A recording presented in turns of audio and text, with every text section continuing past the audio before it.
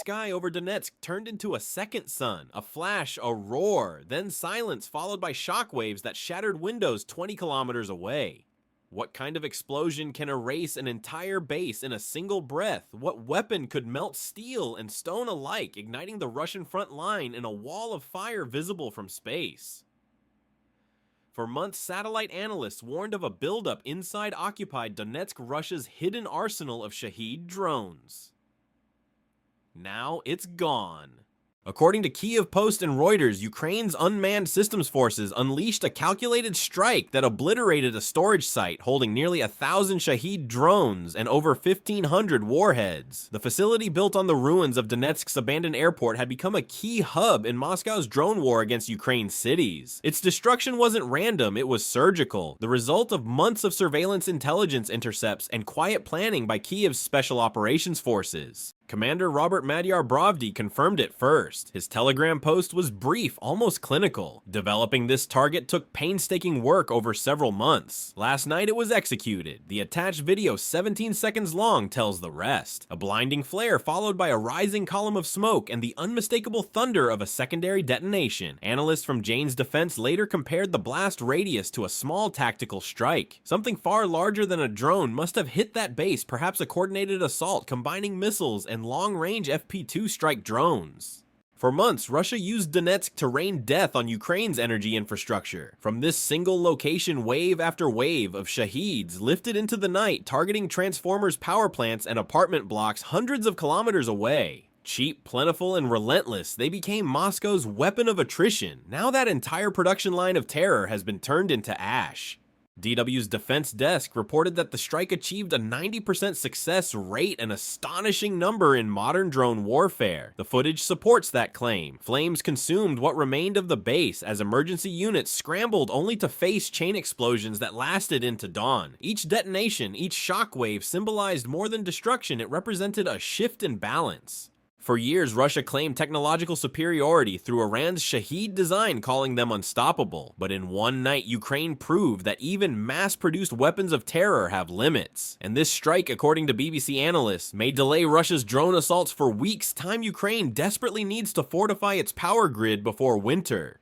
As the flames faded, satellite images revealed scorched earth where hangars once stood. From above, the crater looked like a wound, a scar carved into occupied territory.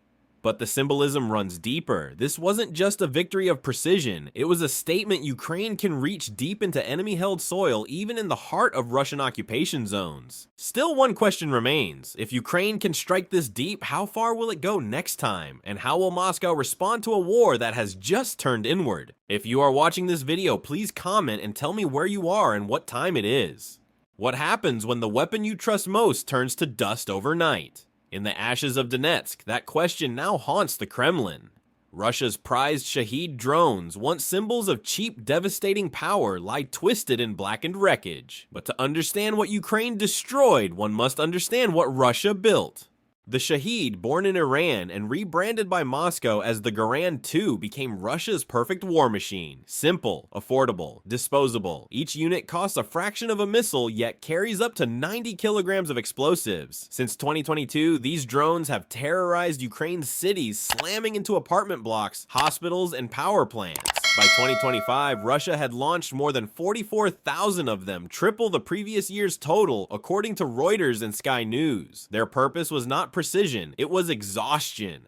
In factories from Yelabuga to Tatarstan, engineers, many trained under Iranian supervision, worked night and day to assemble Shaheds. Components arrived through covert trade routes via Central Asia and the Caucasus, evading sanctions. The Donetsk base was one of the key assembly and storage points. Satellite photos reviewed by The Guardian showed makeshift hangars erected over the ruins of the old international airport. Inside, stacks of wings, propellers, and warheads waiting to be deployed in Moscow's winter offensive. That strategy depended on geography. From Donetsk, Russia could strike deep into Ukrainian territory, Kyiv, Dnipro, Odessa, all within drone range. It was the perfect launchpad, shielded by layered air defenses and the chaos of the front line. Until now. Ukraine's military knew it was facing not just drones, but an entire ecosystem of production transport and launch infrastructure. Eliminating one base wouldn't stop the attacks, but destroying Donetsk would send shockwaves through the entire network. According to Defense News, Ukrainian reconnaissance had identified weaknesses in Russia's logistics fuel depots placed too close to munition storage, improvised communication lines, and even unprotected data links. Those vulnerabilities became targets. Putin's generals believed quantity could overwhelm quality. They were wrong. By turning Donetsk into a crater, Ukraine has forced Moscow to rethink its reliance on mass-produced shaheeds. Analysts at Jane's Defense note that such losses could set Russia's drone operations back by at least 2 months, a critical delay as freezing weather sets in.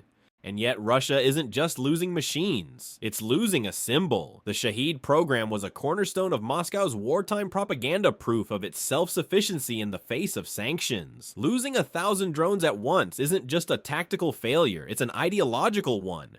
The Kremlin's silence since the blast speaks volumes. Russian state media have largely ignored the event, focusing instead on minor fires and false Ukrainian claims. But on encrypted Telegram channels, panic spreads. Pro-Russian bloggers whisper that the loss is catastrophic, that command structures are collapsing under Ukraine's new precision warfare. Iran, too, is watching. Al Jazeera reports that Tehran's military advisors are deeply concerned about the exposure of their drone technology. With Israel and the United States both monitoring the situation closely, Iran fears its export routes may be next on Ukraine's strike list. In war, every tool becomes a test of doctrine. The Shaheeds were Russia's answer to Western missiles, a cheap swarm to drain Ukraine's defenses. But now, with Trump's America reinforcing NATO's missile shield and providing deep strike intelligence, the balance of power is shifting again. The Donetsk explosion wasn't just an attack on hardware, it was an assault on the illusion of Russian control. When the smoke clears, one truth will remain: no fortress, no airport, no drone factory is safe anymore. But how long before Russia retaliates, and what price will the next counterstrike demand from both sides? The strike on Donetsk didn't happen overnight. It was the climax of a silent hunt, a months-long chess game fought in the shadows. Every satellite image, every intercepted radio transmission, every drone camera feed added a piece to the puzzle. By the time the explosion lit up the sky, Ukraine's intelligence network had already written the ending. According to The Guardian and Defense News, Ukraine's Special Operations Forces and its newly formed Unmanned Systems Command collaborated on a mission codenamed Silent Flame. The objective: dismantle Russia's drone infrastructure from within occupied territory. The Donetsk base, hidden inside the skeleton of the old international airport, was the crown jewel, but its defenses were formidable layers of electronic jamming radar nets, and short-range air defenses surrounded it. Only precision and patience could make a strike succeed. That precision came from the FP2 Ukraine's next-generation strike drone, built domestically with NATO's guidance and partial US satellite targeting under Trump's renewed security partnership. The FP2 is designed to strike beyond 300 kilometers with near-zero radar visibility. Each drone carries a 230-pound warhead guided by real-time reconnaissance from US ISR satellites orbiting over Eastern Europe.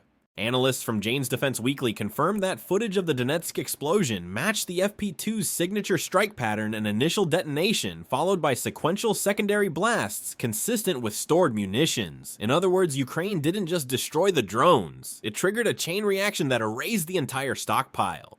Commander Robert Madiar Bravdi's words now carry weight beyond his Telegram posts. Developing this target took painstaking work over several months. He wasn't exaggerating. The operation relied on local resistance networks, encrypted field agents, and Western-provided imagery analysis. A single wrong coordinate could have revealed the plan, yet every detail aligned the kind of synchronization unseen since Kiev's earlier deep strikes in 2024. Russia had grown complacent, assuming its occupied territory was beyond reach. But the FP2 changed the game. It flew low, silent under radar shadows. According to DW's military desk, Russian detection systems failed to intercept even one drone before impact. When the missiles followed, the defense grid was already blind.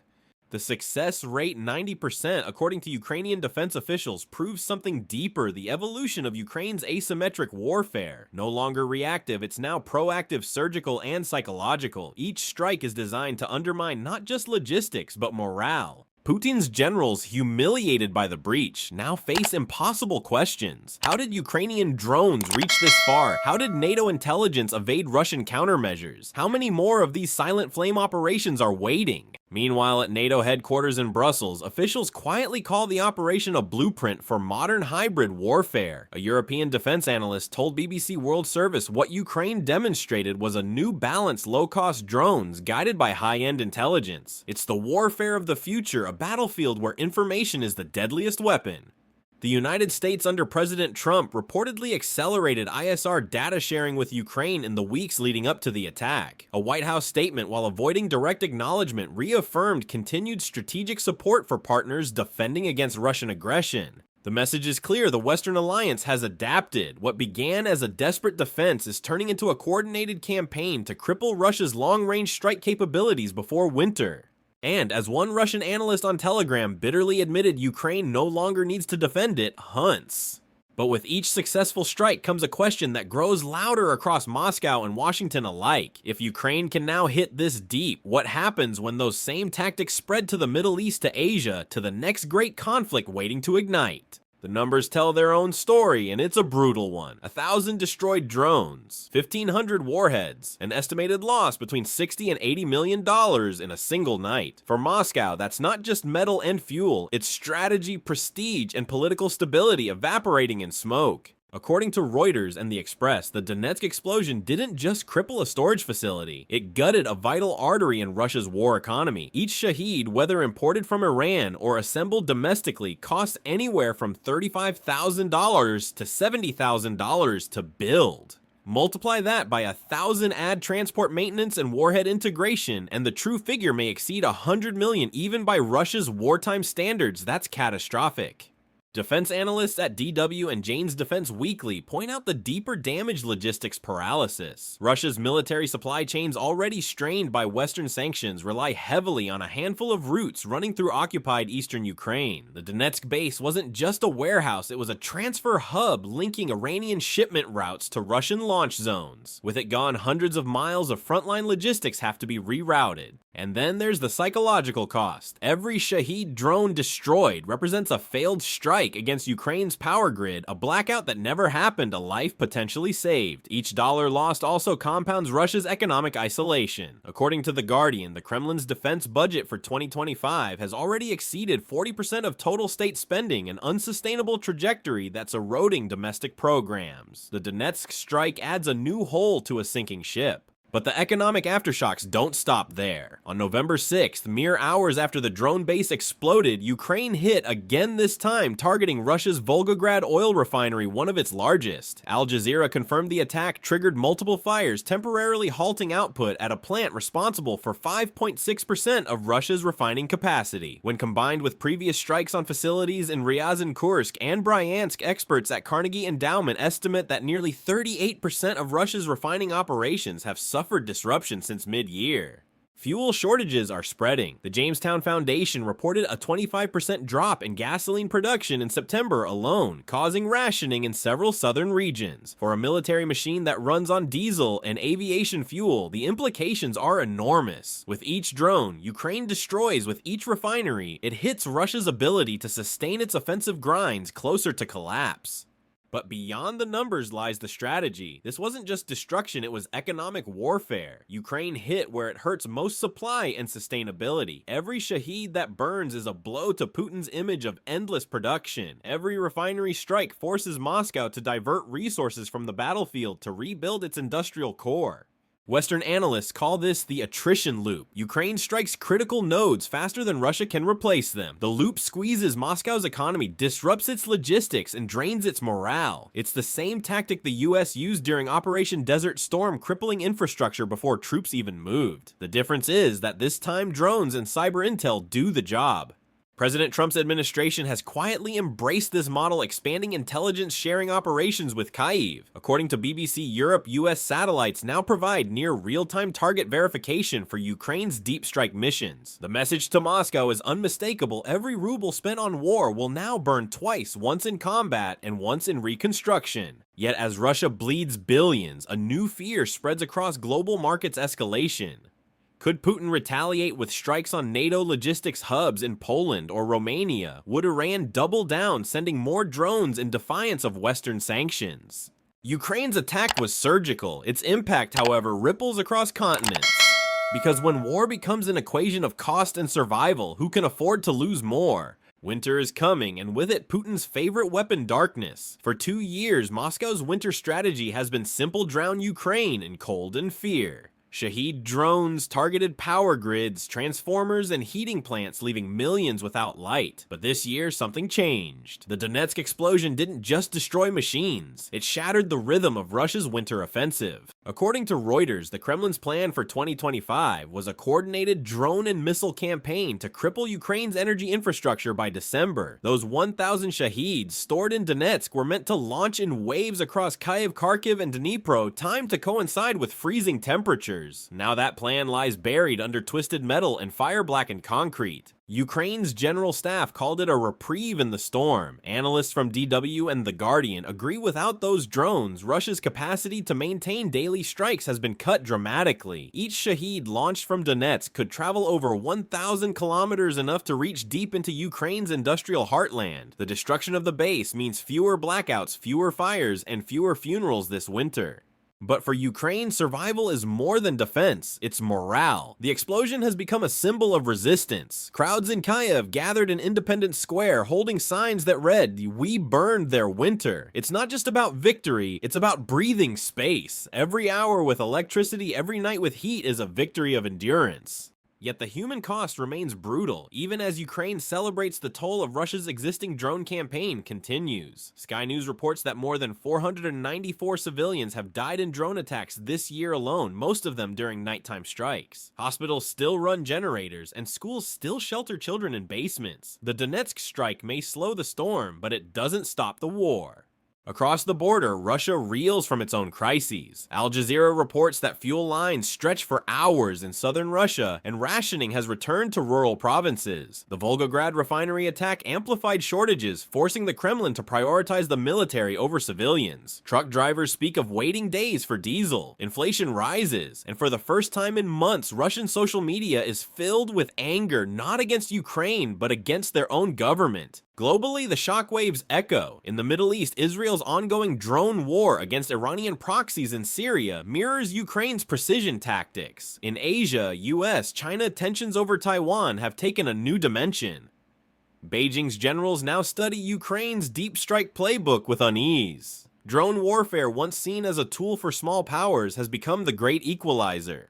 President Trump's administration, according to BBC World Service, has already increased intelligence coordination among NATO allies, warning that Ukraine's success is a model, but its risks are global. The Pentagon now faces a question that defines modern warfare: can deterrence survive in an age where anyone with a drone can strike deep behind enemy lines? For Europe, the answer carries existential weight. If Ukraine can protect its skies and energy grid this winter, it buys not only survival, but time for NATO's rearmament. The continent's defense industries from Berlin to Warsaw are racing to adapt lessons from the Donetsk strike into their own strategies. As one German analyst told DW, Ukraine may have stopped 1,000 drones, but it also stopped 1,000 nights of fear. And yet another question lingers, whispered in war rooms and boardrooms alike: how long before Russia rebuilds, retools, and returns with vengeance? Fire still smolders over Donetsk, but the real battlefield now lies in perception. In war, symbols matter as much as explosions, and this one sent a message that shook Moscow to its core. Ukraine didn't just destroy drones, it proved reach, intelligence, and willpower that even NATO once doubted. In the age of precision, warfare power is no longer measured in tanks or missiles, but in data, timing, and nerve. The November strike carried a message one heard from Washington to Beijing. Ukraine is no longer merely defending itself, it is rewriting the doctrine of asymmetric war. As Reuters and Defense News noted, this operation marks the first successful large-scale use of coordinated deep strike drones and cruise missiles against an enemy's logistical hub deep inside occupied territory. It was not luck, it was evolution.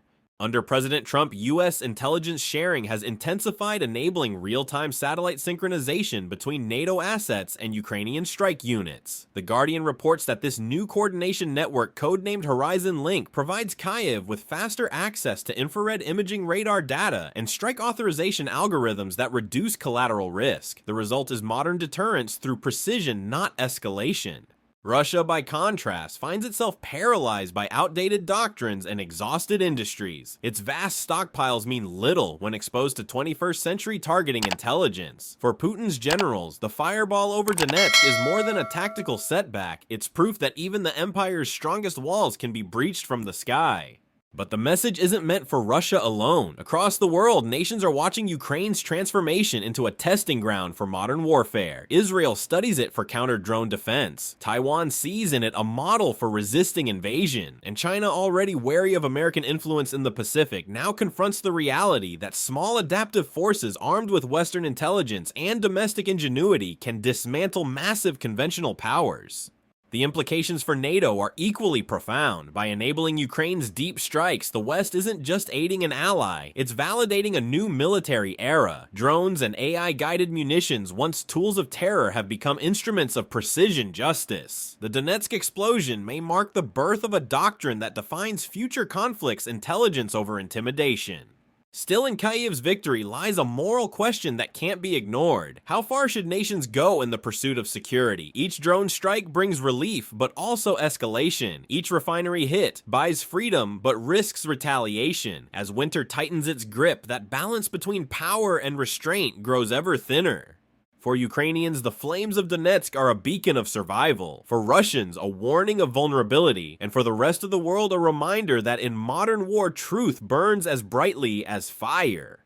Because when intelligence becomes the battlefield and precision becomes power, what will nations sacrifice next in the name of security? The destruction of Russia's Donetsk drone base marked one of the most significant blows in Ukraine's modern military history. By erasing a stockpile of 1,000 Talon Shahed drones and 1,500 warheads, Ukraine not only dismantled Moscow's immediate strike capacity, but also shattered the myth of Russian invulnerability. With US intelligence under President Trump enhancing Kiev's targeting precision, this operation symbolized the dawn of data-driven warfare, fast, surgical, and psychological. Economically, the loss reverberates through Russia's war industry and oil sector tightening sanctions grip and accelerating internal discontent. Strategically, it buys Ukraine precious time before winter, safeguarding cities from blackouts and preserving morale. On the global stage, the Donetsk strike redefines modern conflicts. Small, agile states empowered by advanced intelligence can challenge superpowers through precision and adaptability. Yet it also raises a haunting question: if every nation can now strike deep with digital eyes and mechanical wings, what limits remain in the age of total surveillance and infinite